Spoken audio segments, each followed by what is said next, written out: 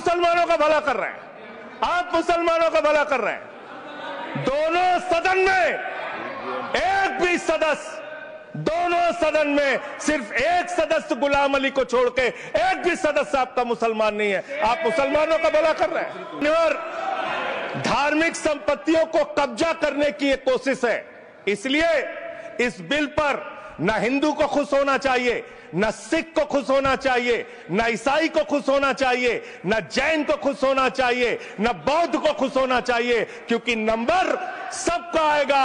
और अगस्त दूंगा, बंद कर दिया मैंने। ये लोग राम मंदिर में घोटाला करने वाले लोग हैं, राम मंदिर की जमीन का चंदा खाने वाले लोग हैं सर। ये लोग 2 करोड़ की जमीन 5 मिनट में 18 करोड़ में बेची सर इन लोगों ने। 16.5 करोड़ का घोटाला किया, 18.5 करोड़ में जमीन बेची।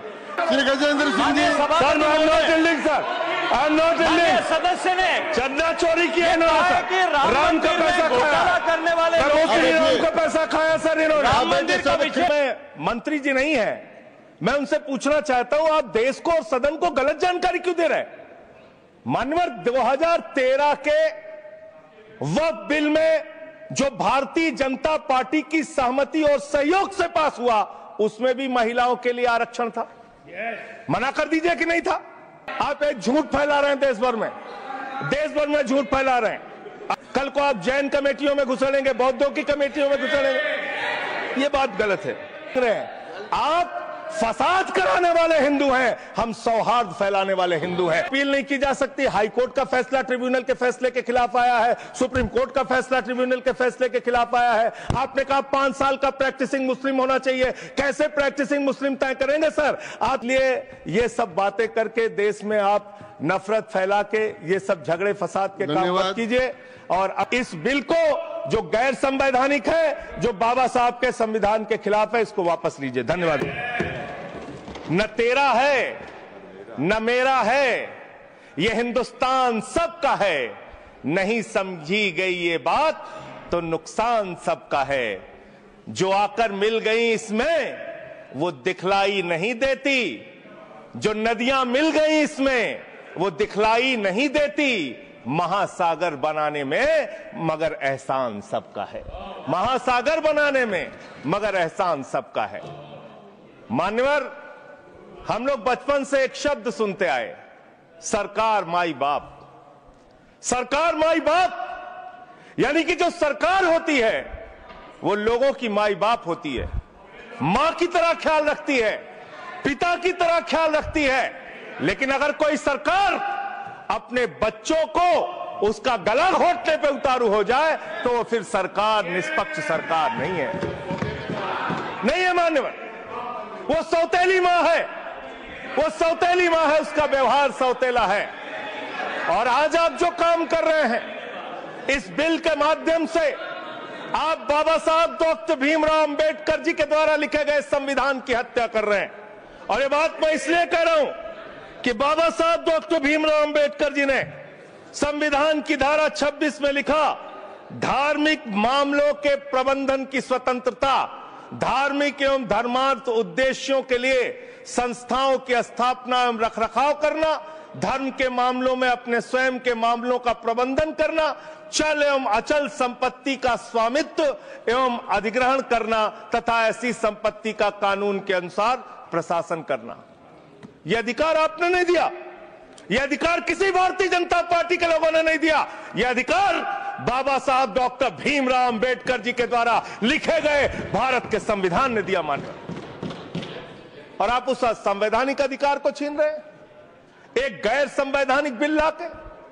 क्या क्या लिखा इस कानून के अंदर आपने, किस तरीके से आपने इस संविधान की हत्या करने का काम किया।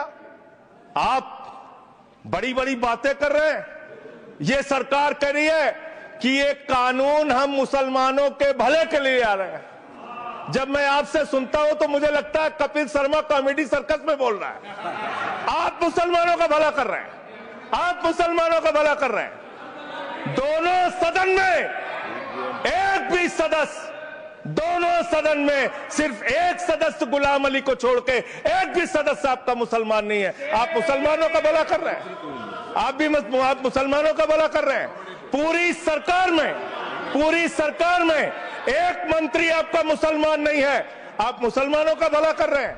2 नेता अपने घरों में आपने बैठा दिया, मुख्तार अब्बास नकवी, शाहनवाज हुसैन, दोनों की राजनीति आपने खत्म कर दी। आप मुसलमानों का भला कर रहे हैं, आप मुसलमानों का भला कर रहे हैं, आप मुसलमानों का भला कर रहे हैं। अरे सुनना सीखो, सुनना सीखो पहले। मान्यवर,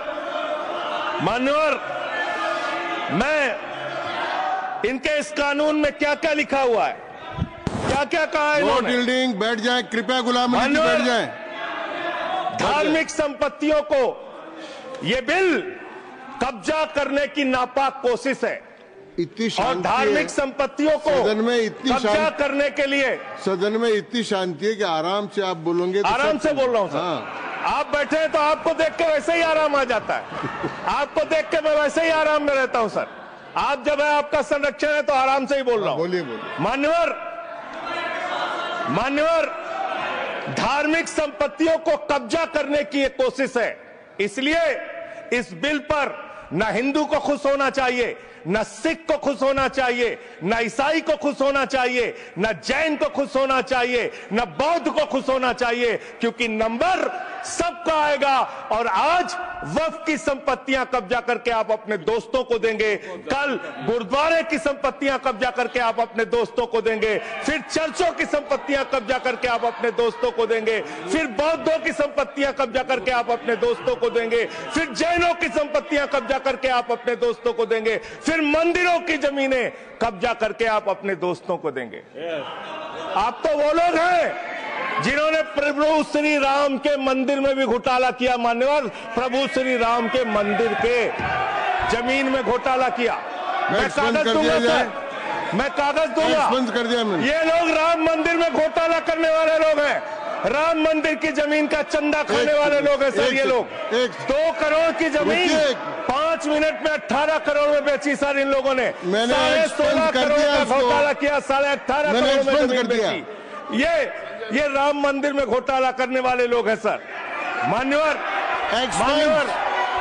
अरे प्रभु श्री राम के नाम का पैसा खाते हो तुम लोग। अरे बैठ जाओ, राम मंदिर का पैसा खाते हो।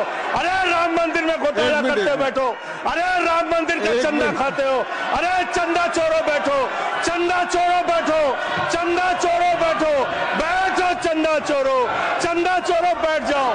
चंदा चोरो तुम लोग चंदा चोरो, चंदा चोरो तुम लोग, चंदा चोरो, चंदा चोरो, चंदा चोरो बैठो। 1 मिनट को प्लीज, चंदा चोरो बैठो। सभापति महोदय, Shri Gajendra Singh ji. Sir, I am not yielding sir, I am not yielding. सदस्य ने चंदा चोरी किया इन्होंने, राम का पैसा खाया, करने वाले प्रभु श्री राम का पैसा खाया सर इन्होंने। राम मंदिर का विषय, राम मंदिर में चंदा चोरी किया इन्होंने। चंदा चोर है सर ये लोग, इन्होंने प्रभु श्री राम का चंदा खाया। कृपया बैठ जाए। चंदा चोरी किया सर, कृपया बैठ जाए। राम मंदिर के संबंध में सर राम मंदिर के संबंध में कहे गए सभी शब्दों को मैं कार्रवाई से निकाल रहा हूं, कार्रवाई से निकाल दिए। 2 करोड़ की जमीन 18.5 करोड़ में खरीदी इन लोगों ने। 2 करोड़ की जमीन अयोध्या में 18.5 करोड़ में खरीदी। मान्यवर, कृपया मेरा टाइम बचाया जा सर। मान्यवर, टाइम पॉज कीजिए सर, टाइम पॉज कीजिए, बैठाइए इनको। Point of order, allow sir. I am not yielding sir. Point of order, Bhupendra Yadav please sit down.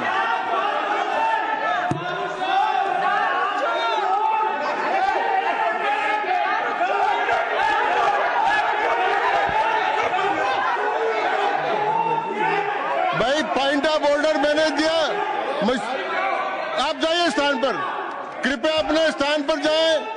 मैंने व्यवस्था का प्रश्न उठाने का मौका दिया भूपेंद्र जी यादव को। श्री भूपेंद्र यादव सर, मैं पहले Bhupendra ji, yes sir, Bhupendra Yadav sir, Madan ji Rathore कृपया बैठ जाएं। सर ये कृपया, मैंने भूपेंद्र जी यादव को व्यवस्था का प्रश्न उठाने की अनुमति दी है, लेकिन मैं पहले बता दूं कि राम मंदिर के बारे में जो कुछ इनको कहा मैंने उसको एक्सपेंस कर दिया है, वो कार्रवाई का हिस्सा नहीं है। आप बोलिए सर। नहीं है, इररिलेवेंट विषय को आपको रोकने का अधिकार है। जो सदस्य संजय सिंह जी बोल रहे थे वो इररिलेवेंट है। तीसरा एक और विषय सर, 238 में बोलने के बाद जो असंसदीय शब्द है, किसी भी पार्टी के बारे में, किसी के बारे में जो असंसदीय शब्द है वो बोले गए हैं तो उसकी भर्त्सना भी हाउस पूरी तरीके से करता है, माननीय और उसको हटाता है। माननीय हाँ तिरुचि शिवा, आप पिछड़े मुसलमानों का भला करने जा रहे हैं। सुनने में बहुत अच्छा लगता है कि आप पिछड़े मुसलमानों का भला करने जा रहे हैं।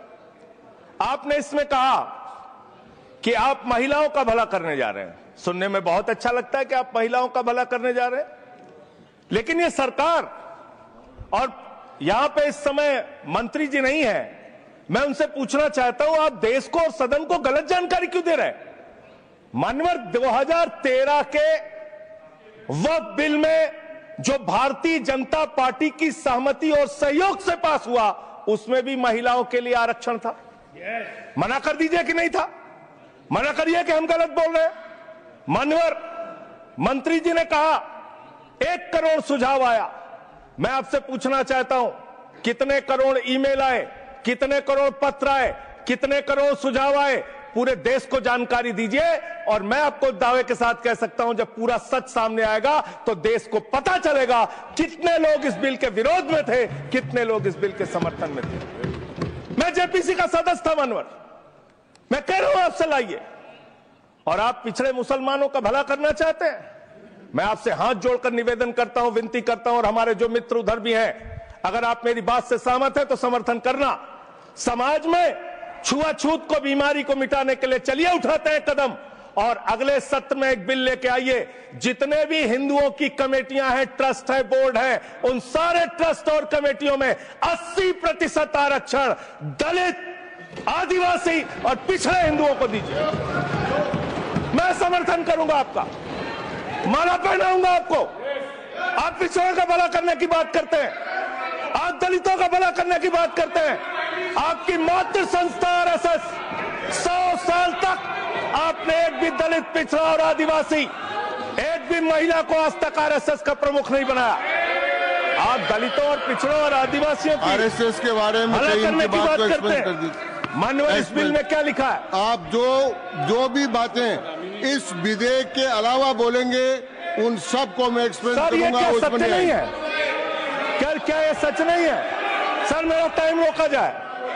और सर बिल के बारे में बात करते हैं। माननीय मंत्री जी ने कहा आज आप इस बिल को पास कर रहे हैं, आज आपका सीना चौड़ा हो रहा है, आपको लग रहा है एक धर्म के अधिकार को आप छीन रहे हैं। नहीं, कल को आप सभी धर्मों की धार्मिक संपत्तियां छीन के आप अपने दोस्तों का देने का काम करेंगे। मैं फिर इसको दोहरा रहा हूं और फिर इसको कह रहा हूं कि आप ये करेंगे, धार्मिक संपत्तियों के कब्जा करने का काम करेंगे। और किसी गलतफहमी में मत रहिए। आपको लोकसभा के चुनाव में मात्र 36% वोट मिला है। इस देश की 64% आबादी आज भी आपके खिलाफ है, आज भी आपके खिलाफ खड़ी है। किसी गलतफहमी में मत रहिए। बड़ी बड़ी सत्ता उखड़ गई और चली गई। मान्यवर, आपने इसमें लिखा बिल के अंदर कि वक्फ कमेटी के अंदर गैर मुसलमान इसका सदस्य बन सकता है। आप क्या गुरुद्वारा कमेटी के अंदर गैर सिख को मेंबर बना सकते हैं? क्या ईसाई कमेटी के अंदर गैर ईसाई को सदस्य बना सकते हैं? क्या बौद्धों की कमेटी के अंदर गैर बौद्ध को, क्या जैनों की कमेटी के अंदर गैर जैन को आप मेंबर बना सकते हैं? और इतना ही नहीं, क्या आप हिंदुओं के ट्रस्ट में, मंदिर के ट्रस्ट में आप क्या गैर हिंदू को मेंबर बना सकते हैं? नहीं बना सकते, नहीं बना सकते। आप एक झूठ फैला रहे हैं देश भर में, देश भर में झूठ फैला रहे हैं। आप कह रहे हैं ये मैं पढ़ रहा हूं राम मंदिर का, सर, राम मंदिर ट्रस्ट। झूठ शब्द असंसदीय है, जो असंसदीय शब्द उनको निकाल दीजिए। सत्य से परे, सत्य से परे। सर ये प्रभु श्री राम के मंदिर का ट्रस्ट, मैं इसका समर्थन करता हूं। नहीं, आप सर मैं इसका समर्थन कर रहा हूं। ये सब्जेक्ट नहीं है सर, समर्थन कर रहा हूं, सुन तो लीजिए आप कहे से। नहीं सुनूंगा, डिस्ट्रिक्ट मजिस्ट्रेट प्रोसीडिंग में नहीं आएगा सर, मेरी बात तो बिल्कुल नहीं आएगा सर, मेरी बात सुन लीजिए। घनश्याम जी प्लीज, चेयरमैन साहब, district magistrate of Ayodhya will be ex officio trustee who will be a practicing Hindu. If the DM is not Hindu, then additional district magistrate will be an ex officio member of the trust. हम इसका समर्थन करते हैं sir. Hindu धर्म के trust में हिंदू को member होना चाहिए, आपने लिखा, हम इसका समर्थन करते हैं। लेकिन आप दूसरे धर्मों के ऊपर कह रहे हैं। कल को आप गुरुद्वारा कमेटियों में कहेंगे सिख नहीं, दूसरे धर्म के लोग इसमें आएंगे। कल को आप जैन कमेटियों में घुसड़ेंगे, बौद्धों की कमेटियों में घुसड़ेंगे। ये बात गलत है, ये पूरी तरीके से गलत है। और आज पूरे देश को आप बताइए, मान्यवर, पूरे देश को आप बताइए, 2009 में आपने अपना घोषणा पत्र जारी किया था, मैनिफेस्टो। ये मैनिफेस्टो आपका लेके आया हूं, ये तो आपका डॉक्यूमेंट है, मेरे घर नहीं बना। इस मैनिफेस्टो में लिखा है इन्होंने कि 2009 के मैनिफेस्टो में लिखा है कि वक्फ की जमीनों पर जो अवैध कब्जे हुए हैं, KR रहमान की कमेटी की रिपोर्ट के हिसाब से हम मुस्लिम धर्म गुरुओं के साथ बातचीत करके उसको खाली कराने का काम करेंगे। कितना दोहरा चरित्र है आपका। आपने कहा वक्फ की जमीनों को खाली कराने का काम करेंगे जिसपे कोई और कब्जा कर रखा है। मान्यवर, एक और बात, सुप्रीम कोर्ट के अंदर आप कह रहे हो कागज चाहिए, कागज चाहिए। मंत्री जी ने कहा कागज चाहिए। मंत्री जी, आपको कागज की बहुत जरूरत होती है, कागज आपको चाहिए। आपकी सरकार ने 2020 में, ये पूरे देश को देखना चाहिए, पूरे देश को सर, 2020 में मैं जेपीसी का मेंबर था, ये कागज वहां मिला हमें। 2020 में सुप्रीम कोर्ट में, सर आप, मेरी बात नहीं आ रही सर, मेरी बात नहीं आ रही। 2020 में मान्यवर, इस भारत की सरकार ने, मोदी जी की सरकार ने शपथ पत्र दिया सुप्रीम कोर्ट में। से क्या लिखा हुआ है? 99% वक्फ की संपत्तियां डिजिटाइज हो चुकी हैं। मुख्तार अब्बास नकवी साहब आपके मंत्री थे, उनका बयान है 100% वक्फ की संपत्तियां डिजिटाइज हो चुकी हैं। तो जब आप सारी संपत्तियां डिजिटाइज कर चुके हैं, सब कुछ ऑनलाइन कर चुके हैं वामसी पोर्टल में, सारे कागजात जांच चुके हैं, तो क्या आप फसाद कराने के लिए फिर से कागज मांग रहे हैं? फसाद कराने के लिए आप फसाद कराने के लिए कागज मांग रहे हैं। आप फसाद कराने वाले हिंदू हैं, हम सौहार्द फैलाने वाले हिंदू हैं। यह बुनियादी फर्क है, यह बुनियादी फर्क है आप में। आप देश भर में फसाद, नफरत, लड़ाई, झगड़ा कराने का काम करते हैं। मान्यवर, मैं अंत में आप लोगों से सिर्फ एक ही बात कहना चाहता हूं कि आज सच्चर कमेटी की रिपोर्ट की बात कही गई और कहा गया 12,000 करोड़ की आमदनी हो सकती थी। एक सुझाव मैं पूरे सदन की तरफ से इस सरकार को देना चाहता हूं। 12,000 करोड़ की आमदनी की चिंता है वक्फ की, करोड़ों मुसलमानों की चिंता है आपको। एक अपने दोस्त को पकड़ के लाइए, नीरव मोदी को 20,000 करोड़ वसूलिए, 12,000 करोड़ वक्फ को दीजिए, 8,000 करोड़ अपने पास रखिए। 8,000 करोड़ का आपको मुनाफा होगा, 12,000 करोड़ वक्फ को दे दीजिए, करोड़ों मुसलमानों का भला हो जाएगा। मान्यवर, अंतिम बात कह के आपने कहा सच्चर कमेटी की रिपोर्ट से 12,000 करोड़ की आमदनी की बात कही गई है। अर्ध सत्य मत बोलिए, पूरा सत्य बोला कीजिए।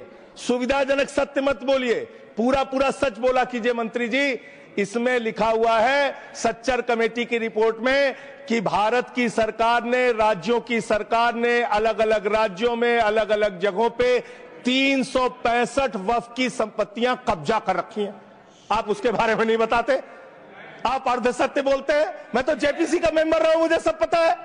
तो इसलिए मान्यवर, आप फैला रहे हैं झूठ, ट्रिब्यूनल के फैसले, बस खत्म सर, खत्म।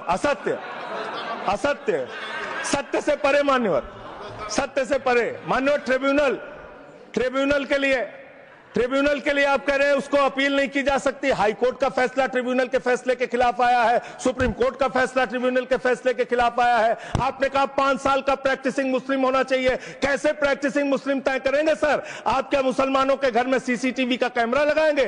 कौन नमाज पढ़ रहा है, कौन नमाज नहीं पढ़ रहा है, कौन मुसलमान है, कौन मुसलमान नहीं है? आपने मान्यवर ऐसे ऐसे प्रावधान इसमें रखे हैं जो बड़े अजीब हैं, जो अपने आप में ये बताते हैं कि आपकी मंशा सिर्फ देश में झगड़ा कराने की है, नफरत फैलाने की है, फसाद कराने की है। आपकी मंशा कहीं भी मुसलमानों का या किसी वर्ग का भला करने की नहीं है। एक अंतिम बात कह के अपनी बात समाप्त करूंगा। ये काम आपने देश के अंदर बहुत अच्छा शुरू कर दिया। आप एक काम करते हैं, देखो मुसलमानों को ठीक कर रहा हूं, दूसरी तरफ महंगाई बढ़ रही है, नुकसान हिंदुओं का। 94 लाख करोड़ रुपए शेयर बाजार में डूब रहा है, नुकसान हिंदुओं का। 11 लाख बच्चे स्कूलों से बाहर निकल गए, नुकसान हिंदुओं का। तो मुसलमानों का को ठीक करने के नाम पर आप नुकसान देश के करोड़ों हिंदुओं का भी कर रहे हैं। इसलिए ये सब बातें करके देश में आप नफरत फैला के ये सब झगड़े फसाद के काम मत कीजिए। और अंत में आपसे एक ही बात कहना चाहता हूं, अभी भी वो मौका है इस बिल को जो गैर संवैधानिक है, जो बाबा साहब के संविधान के खिलाफ है, इसको वापस लीजिए। धन्यवाद।